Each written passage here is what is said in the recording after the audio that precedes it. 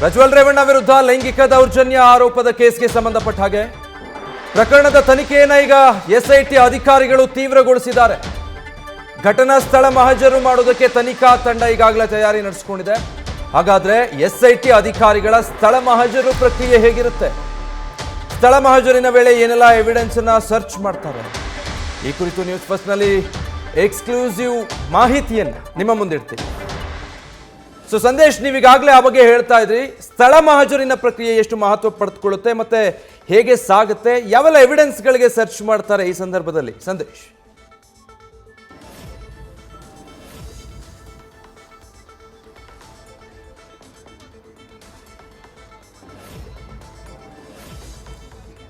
Okay, ಸಂಪರ್ಕ ಸಾಧ್ಯ ಆಗ್ತಾ ಇಲ್ಲ. ಸಂದೇಶ್ ಮತ್ತೆ ಸಂಪರ್ಕ ಮಾಡೋ ಪ್ರಯತ್ನ ಮಾಡ್ತೀವಿ. ಈಗಾಗಲೇ ಒಂದ್ ಕಡೆ ಎಸ್ಐಟಿ ಅಧಿಕಾರಿಗಳು ತನಿಖೆಯನ್ನ ತೀವ್ರಗೊಳಿಸಿದ್ದಾರೆ. ಯಾರು ಸಂತ್ರಸ್ತ ಮಹಿಳೆ ಇದಾರಲ್ಲ, ಈಗ ಕಂಪ್ಲೇಂಟ್ ಕೊಟ್ಟಿದ್ದಾರಲ್ಲ, ಅವರ ಸಮ್ಮುಖದಲ್ಲೇ ಸ್ಥಳ ಮಹಜರು ಮಾಡೋದಕ್ಕೆ ಎಲ್ಲ ತಯಾರಿಯನ್ನು ನಡೆಸ್ಕೊಂಡಿರೋದು.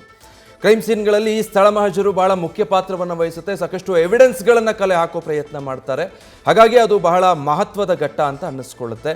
ಹೀಗಾಗಿ ಇವತ್ತು ಎಸ್ಐಟಿ ಅಧಿಕಾರಿಗಳು ಆ ಮಹಿಳೆಯ ಸಮೇತ ಮನೆಯಲ್ಲಿ ಎಲ್ಲಿ ಕೃತ್ಯ ಎಸಗಿದೆ ಅಂತ ಆರೋಪಿಸ್ತಾ ಇದ್ದಾರೆ ಆ ಮಹಿಳೆ, ಆ ಸ್ಥಳಕ್ಕೆ ಹೋಗಿ ಅಲ್ಲಿ ಸ್ಥಳ ಮಹಜರು ಮಾಡೋದಕ್ಕೆ ಮುಂದಾಗ್ತಾರೆ. ಬಟ್ ಅದಕ್ಕೂ ಕೂಡ ಕಾನೂನಿನ ಪ್ರಕ್ರಿಯೆಗಳಿರುತ್ತೆ, ಅದರಂತೆಯೇ ಮಾಡಬೇಕಾಗುತ್ತೆ.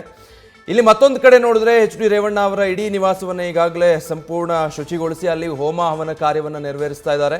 ಮನೆಯ ಕಾಂಪೌಂಡ್ಗೆ ಅಂಟಿಸಿದಂತಹ ನೋಟಿಸನ್ನು ಕೂಡ ಈಗಾಗಲೇ ಕಿತ್ತು ಹಾಕಿ ಇಡೀ ಮನೆಯನ್ನು ಸ್ವಚ್ಛಗೊಳಿಸಿ ಬೆಳಗ್ಗೆಯಿಂದ ಪೂಜೆ ಪುನಸ್ಕಾರದಲ್ಲಿ ತೊಡಗಿಸಿಕೊಂಡಿದ್ದಾರೆ. ಇದು CRPCಯ ಸೆಕ್ಷನ್ಗಳ ನಿಯಮದ ಪ್ರಕಾರ ಈ ಸ್ಥಳ ಮಹಜರ್ ಮಾಡುವಂಥ ಪ್ರೊಸೀಜರ್ ಏನಾಗಿರುತ್ತೆ, ಯಾವ ಮಾದರಿಯಲ್ಲಿ ಇಂಥ ಪ್ರಕರಣಗಳ ಸ್ಪಾಟ್ ಮಹಜರ್ ಮಾಡಬೇಕು, ಅದೆಲ್ಲವನ್ನು ಕೂಡ ಗಮನದಲ್ಲಿ ಇಟ್ಕೊಂಡು, ಯಾಕಂದರೆ ಮನೆಯಲ್ಲೇ ಈಗ ಆರೋಪಿತರು ಇದ್ದಾಗ ಅವರ ಸಮ್ಮುಖದಲ್ಲೇ ಸ್ಥಳ ಮಹಜರು ಮಾಡಲಿಕ್ಕೂ ಸಾಧ್ಯ ಆಗೋದಿಲ್ಲ, ಸಂತ್ರಸ್ತೆಯನ್ನು ಕರೆದುಕೊಂಡು ಹೋಗಿ.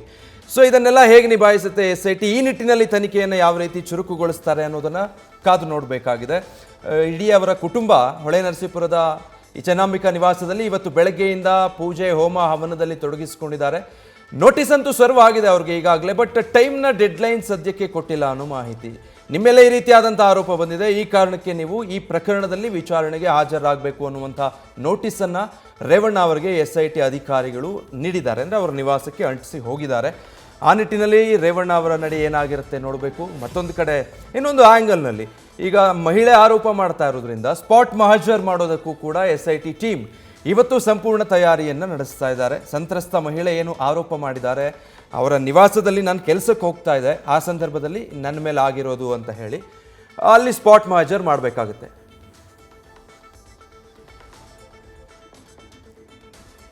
ಸೊ ಡಿಜಿಟಲ್ ಎವಿಡೆನ್ಸ್ಗಳನ್ನು ಕೂಡ ಕಲೆ ಹಾಕ್ತಾರೆ. ಒಟ್ಟು 3 ಆ್ಯಂಗಲ್ನಲ್ಲಿ ಸ್ಥಳ ಮಹಜರ್ ನಡೆಯುತ್ತೆ. ಘಟನೆ ದಿನ, ಹಿಂದೆ ಮುಂದಿನ ದಿನ ಏನೆಲ್ಲ ಆಗಿತ್ತು ಅನ್ನೋದು, ಮತ್ತು ಡಿಜಿಟಲ್ ಎವಿಡೆನ್ಸ್ಗಳನ್ನು ಕಲೆ ಹಾಕೋದು ಮುಖ್ಯ ಆಗುತ್ತೆ. ಮುಂದಿನದು ಟೆಕ್ನಿಕಲ್ ಎವಿಡೆನ್ಸ್.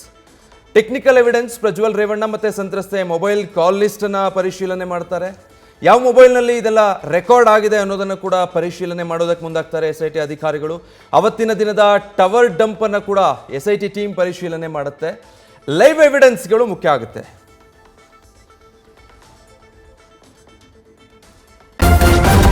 ನ್ಯೂಸ್ ಫಸ್ಟ್, ನಿರ್ಭೀತಿಯಿಂದ ನಿಮ್ಮ ಪರವಾಗಿ.